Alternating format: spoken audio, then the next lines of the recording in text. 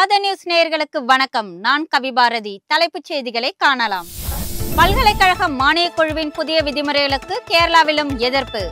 புதிய வரைவு நெறிமுறைகளை திரும்ப பெற கோரி சட்டப்பேரவையில் தீர்மானம் நிறைவேற்றம். நெல் கொள்முதலுக்கான ஈரப்பத அளவை தளர்த்த வேண்டும். தமிழக அரசு கோரிக்கை விடுத்த நிலையில் தமிழகம் வருகிறது மத்திய குழு. மருது பாண்டியர்களுக்கு சிவகங்கையில் 1 கோடி ரூபாய் மதிப்பில் திருவுருவச் சிலை. இன்று அடிக்கல் நாட்டுகிறார் முதலமைச்சர் ஸ்டாலின். தஞ்சாவூரில் பொதுமக்களிடம் 400 கோடி ரூபாய் மோசடி செய்யப்பட்டதாக எழுந்த புகார். தேடப்பட்டு வந்த நபர் திருச்சி விமான நிலையத்தில் கைது. இன்ஸ்டாகிராமில் இனி 3 நிமிடங்கள் வரை ரீல்ஸ் போடலாம். பயனாளர்களின் எண்ணிக்கை அதிகரித்து வருவதால் புதிய வசதி அறிமுகம். இந்தியா இங்கிலாந்து இடையான T20 கிரிக்கெட் தொடர். கொல்கத்தாவில் இன்று நடைபெறும் தொடக்க ஆட்டத்தில் இரு அணிகளும் மோதல். இனி தொடர்வது விரிவான செய்திகள். தமிழகத்தை தொடர்ந்து UGCயின் புதிய விதிமுறைகளுக்கு எதிராக கேரள சட்டமன்றத்திலும் தீர்மானம் நிறைவேற்றப்பட்டுள்ளது. பல்கலைக்கழக நிதிநிலை குழு அண்மையில் வெளியிட்ட வரைவு நெறிமுறைகளை திரும்ப பெற வேண்டுமென வலியுறுத்தி அண்மையில் தமிழக சட்டப்பேரவையில் தீர்மானம் நிறைவேற்றப்பட்டது. இதேபோன்று பிற மாநிலங்களின் சட்டமன்றங்களிலும் இதேபோல் தீர்மானம் நிறைவேற்ற கோரி 9 மாநில முதலமைச்சர்களுக்கு முதலமைச்சர் ஸ்டாலின் கடிதம் எழுதியிருந்தார்.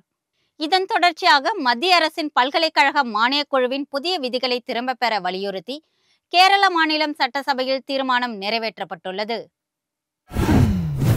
இன்ஸ்டாகிராமில் இனி 3 நிமிடங்கள் வரை ரீல்ஸ் போடலாம் எனும் புதிய அப்டேட்டை அந்நிறுவனம் அறிவித்துள்ளது. உலகின் முன்னணி சமூக வலைத்தளங்களில் ஒன்றாக இன்ஸ்டாகிராம் செயலி உள்ளது.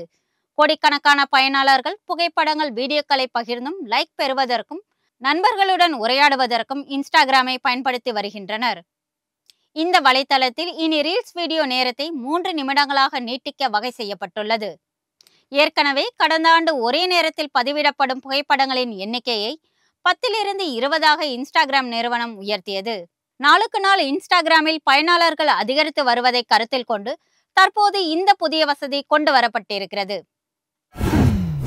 சேலம், நாமக்கல், தர்மபுரி, கிருஷ்ணகிரி மாவட்டங்களில் போதை ஊசிகள் மற்றும் வலி நிவாரணி மாத்திரைகள் பயன்பாடு அதிகரித்து வருவது சமூக ஆர்வலர் மத்தியில் அதிர்ச்சியை ஏற்படுத்தியுள்ளது. சேலம், நாமக்கல், தர்மபுரி, கிருஷ்ணகிரி மாவட்டங்களில் போதை ஊசிகள் மற்றும் வலி நிவாரணி மாத்திரைகளின் பயன்பாடு அதிகரித்து வருவது சமூக ஆர்வலர்கள் மத்தியில் அதிர்ச்சியை ஏற்படுத்தியுள்ளது. வாலிபர்கள் இந்த மாத்திரைகளை போதைக்காக பயன்படுத்தி வருவதால் குற்ற சம்பவங்களும் அதிகரிக்கப்பட்டதாக புகார் எழுந்திருக்கின்றன. சேலம் மாநகரில் இவற்றை விற்பனை செய்ய பிரத்யேக குழுக்கள் செயல்பட்டு வருவதாக கூறப்படுகிறது. போதைப்பொருள் கும்பல்களை ஒடுக்குவதற்கு மிக தீவிர நடவடிக்கை எடுக்கப்பட்டு வருவதாக மாவட்ட காவல் கண்காணிப்பாளர் தெரிவித்துள்ளார். தமிழகத்தில் வீட்டு வரி, குப்பை வரி உயர்வை திரும்ப பெற வேண்டும் என வணிகர் சங்க கூட்டமைப்பு கேட்டுக்கொண்டிருக்கிறது. தஞ்சை மாவட்டம் கும்பகோணத்தில் தமிழ்நாடு வணிகர் சங்க கூட்டமைப்பு பொதுக்குழு கூட்டம் நடைபெற்றது. இக்கூட்டத்திற்கு பிறகு செய்தியாளர்களுக்கு பேட்டியளித்த விக்ரமராஜா வீட்டு வரி மற்றும் குப்பை வரி உயர்வை திரும்ப பெறுவதோடு தொழில் வரியை முழுமையாக நீக்க வேண்டும் என்றும் அரசுக்கு கோரிக்கை விடுத்தார். இதேபோல் சுங்கசாவடி கட்டண வரியை தளர்த்த வேண்டும் என்றும் கேட்டுக்கொண்டார். பொதுமக்களிடம் பல கோடி ரூபாய் மோசடி செய்யப்பட்டதாக எழுந்த புகாரில் கத்தாரில் இருந்து விமானத்தில் திருச்சி வந்தவரை பொருளாதார குற்றப்பிரிவு காவல்துறையினர் கைது செய்தனர். தஞ்சாவூர் அருகே ரஹ்மான் நகரை சேர்ந்த கமாலுதீன் என்பவர் டிராவல்ஸ் நிறுவனம் நடத்தி வந்தார். தங்கள் நிறுவனத்தில் முதலீடு செய்தால் அதிக லாபம் தருவதாக ஆசை வார்த்தைகள் கூறியதால் ஏராளமானோர் 400 கோடி ரூபாய்க்கு மேல் முதலீடு செய்தனர். ஆனால் முதலீட்டாளர்களுக்கு எந்த பயனும் கிடைக்கவில்லை. இது தொடர்பான புகாரின் பேரில் ஏற்கனவே பலர் கைது செய்யப்பட்ட நிலையில் கமாலுதீன் 2021ஆம் ஆண்டு காலமானார். இந்த வழக்கில் தேடப்பட்டு வந்த கமாலுதீனின் மைத்துனர் சுகேல் அகமதுவை கைது செய்ய போலீசார் நடவடிக்கை மேற்கொண்டனர். அவர் கத்தார் நாட்டிலிருந்து திருச்சி வருவதாக கிடைத்த தகவலை அடுத்து திருச்சி விமான நிலையத்தில் வைத்து சுகேல் அகமதுவை பொருளாதார குற்றப்பிரிவு காவல்துறையினர் கைது செய்தனர். ஆஸ்திரேலிய ஓபன் டென்னிஸ் போட்டி கலப்பு இரட்டையர் பிரிவு காலிறுதியில் இந்தியாவின் போப்பண்ணா, சீனாவின் சுவாய்ஜாங் ஜோடி தோல்வியடைந்துள்ளது. ஆஸ்திரேலியாவின் மெல்போர்ன் நகரில் இந்த தொடரின் கலப்பு இரட்டையர் பிரிவு காலிறுதி ஆட்டம் ஒன்றில் போப்பண்ணா ஜோடி ஆஸ்திரேலியாவின் ஜான் பியர்ஸ், ஒலிவியா கார்டெக்கி இணையை எதிர்கொண்டது. விறுவிறுப்பாக நடைபெற்ற இந்த போட்டியில் போப்பண்ணா ஜோடி 2-6, 6-4, 11-9 என்ற செட் கணக்கில் தோல்வியடைந்து தொடரிலிருந்து வெளியேறியது.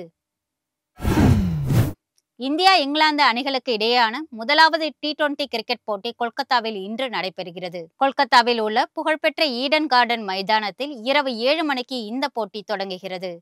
சூரியகுமார் தலைமையிலான இந்திய அணியில் ஹர்திக் பாண்டியா, முகமது ஷபி, வாஷிங்டன் சுந்தர், ரிங்கு சிங், திலக் வர்மா, அக்ஷர் படேல் போன்ற முன்னணி வீரர்கள் இடம்பெற்றுள்ளனர். ஜோஸ் பட்லர் தலைமையிலான இங்கிலாந்து அணியில் Ben Duckett, Harry Brook, Liam Livingstone, Mark Wood போன்ற முன்னணி வீரர்கள் இடம்பெற்றிருக்கிறார்கள். 5 போட்டிகள் கொண்ட இந்த தொடரை கிரிக்கெட் ரசிகர்கள் மிகுந்த ஆர்வத்தோடு எதிர்பார்த்து காத்திருக்கிறார்கள். டெல்லி சட்டப்பேரவை தேர்தலுக்கு இன்னும் 15 நாட்களே இருப்பதால் சமூக ஊடகங்கள் உள்ளிட்ட பல்வேறு சாதனங்கள் வழியாக அரசியல் கட்சிகள் தீவிர பிரச்சாரத்தை மேற்கொண்டிருக்கின்றன. அடுத்த மாதம் 5ஆம் தேதி ஒரே கட்டமாக நடைபெற இருக்கும் இந்த தேர்தலில் ஆம் ஆத்மி, பாஜக, காங்கிரஸ் இடையே மும்முனை போட்டி நிலவுகிறது.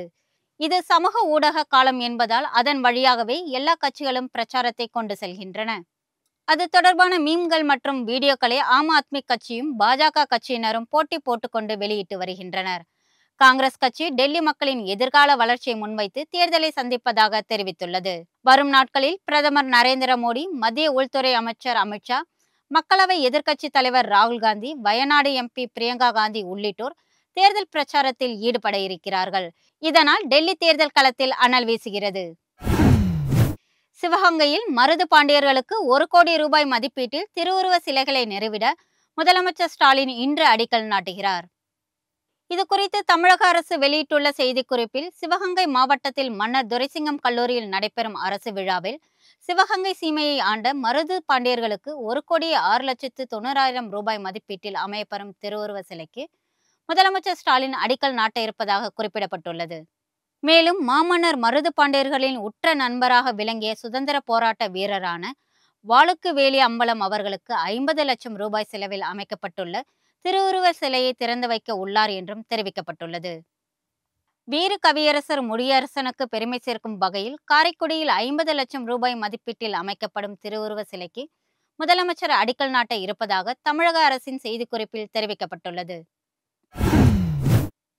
ஈரோடு கிழக்கு சட்டமன்ற தொகுதிக்கு இடைத்தேர்தல் நடைபெறுவதால் அடுத்த மாதம் 5ஆம் தேதி ஈரோடு மாவட்டத்திற்கு அரசு விடுமுறை அறிவிக்கப்பட்டுள்ளது. ஈரோடு கிழக்கு தொகுதி MLA-வாக இருந்த காங்கிரஸ் கட்சியின் மூத்த தலைவர் EVKS இளங்கோவன் உடல்நலக்குறைவால் கடந்த மாதம் 14ஆம் தேதி காலமானார். இதையடுத்து ஈரோடு கிழக்கு தொகுதிக்கு அடுத்த மாதம் 5ஆம் தேதி இடைத்தேர்தல் நடைபெற உள்ளது. அதிமுக, பாஜக, தேமுதிக, பாமக உள்ளிட்ட கட்சிகள் தேர்தலை புறக்கணித்த நிலையில் திமுக மற்றும் நாம் தமிழர் கட்சிகளுக்கு இடையே நேரடி போட்டி நிலவுகிறது. இடைத்தேர்தலுக்கான இறுதி வேட்பாளர் பட்டியல் அறிவிக்கப்பட்ட நிலையில் வேட்பாளர்கள் தீவிர பிரச்சாரத்தில் ஈடுபட்டு வருகின்றனர். இந்த தேர்தலில் அனைவரும் வாக்களிக்க வசதியாக அடுத்த மாதம் 5ஆம் தேதி ஈரோடு மாவட்டத்திற்கு அரசு விடுமுறை அறிவிக்கப்பட்டுள்ளது. இதற்காக அரசாணை பிறப்பிக்கப்பட்டுள்ளது. ஈரப்பதத்துடன் இருக்கும் நெல் கொள்முதல் தொடர்பாக ஆய்வு செய்வதற்கு மத்திய குழு ஓரிரு நாட்களில் தமிழகம் வருகிறது. டெல்டா மாவட்டங்களில் விவசாயிகளின் நலனை பாதுகாக்கும் வகையில் தற்போது 17% ஈரப்பதத்தில் நெல் கொள்முதல் செய்ய வேண்டும் என்பதை தளர்வு செய்து, தொடர்மழை மற்றும் பனிமூட்டத்தின் காரணமாக 22% ஈரப்பதம் வரை நெல் கொள்முதல் செய்ய அனுமதி வழங்க கோரி மத்திய அரசுக்கு தமிழக அரசு சார்பில் கடிதம் எழுதப்பட்டது. நெல் கொள்முதல் செய்ய தமிழக அரசு கோரிக்கை விடுத்திருந்த நிலையில் மத்திய அரசின் உணவுத்துறை அதிகாரிகள் இன்று அல்லது நாளை ஆய்வு செய்ய தமிழகத்திற்கு வருகை தர உள்ளதாக தகவல் வெளியாகியுள்ளது. மத்திய அரசின் உணவுத்துறையின் கீழ் செயல்படும் சேமிப்பு ஆராய்ச்சி பிரிவை சேர்ந்த 2 உதவி இயக்குநர்கள், 2 தொழில்நுட்ப அலுவலர்களை கொண்ட குழு தமிழகத்திற்கு வருகை தந்து நெற்பயிர்களை ஆய்வு செய்து அது தொடர்பான அறிக்கையை மத்திய அரசு உணவு அமைச்சகத்திற்கு சமர்ப்பிக்க உள்ளனர். இந்து சமய அறநிலைத்துறை சார்பில் மூத்தக்குடி மக்களுக்கு அறுபடை வீடு ஆன்மீக பயணம் இன்று தொடங்கியது. திருச்செந்தூர் சுப்பிரமணிய சுவாமி கோவிலிலிருந்து இந்த பயணம் தொடங்கியிருக்கிறது. இந்த ஆன்மீக பயண திட்டத்தின் கீழ் தூத்துக்குடி, திருநெல்வேலி, மதுரை, சிவகங்கை போன்ற பகுதிகளை சேர்ந்த 201 மூத்த குடிமக்கள் மற்றும் அரசு அதிகாரிகள் உட்பட 242 பேர் 6 சொகுசு பேருந்துகளில் இலவசமாக பயணம் மேற்கொள்கிறார்கள். அறுபடை வீடுகள் என போற்றப்படும் முருகப்பெருமானின் அனைத்து திருத்தலங்களையும் நோக்கி இந்த ஆன்மீக பயணம் நடைபெறும். கொல்கத்தா பெண் மருத்துவர் படுகொலை வழக்கில் குற்றவாளி சஞ்சய் ராய்க்கு மரண தண்டனை வழங்க வேண்டும் என மேற்கு வங்க அரசு சார்பில் மேல்முறையீடு செய்யப்பட்டுள்ளது. மேற்கு வங்க மாநிலம் கொல்கத்தாவில் பெண் மருத்துவர் பாலியல் வன்கொடுமை செய்து கொலை செய்யப்பட்ட வழக்கில் கைது செய்யப்பட்ட சஞ்சய் ராய்க்கு சாகும் வரை ஆயுள் தண்டனை விதித்து சியல்டா நீதிமன்றம் தீர்ப்பளித்தது. மேலும் பாதிக்கப்பட்டவரின் குடும்பத்திற்கு 17 லட்சம் ரூபாய் நிவாரணம் வழங்கவும் மேற்கு வங்க அரசுக்கு நீதிமன்றம் உத்தரவிட்டது. இந்த நிலையில் பெண் மருத்துவர் கொலை வழக்கில் குற்றவாளி சஞ்சய் ராய்க்கு ஆயுள் தண்டனை விதித்த கீழ் நீதிமன்ற தீர்ப்பை எதிர்த்து கொல்கத்தா உயர்நீதிமன்றத்தில் மேல்முறையீடு செய்யப்பட்டுள்ளது.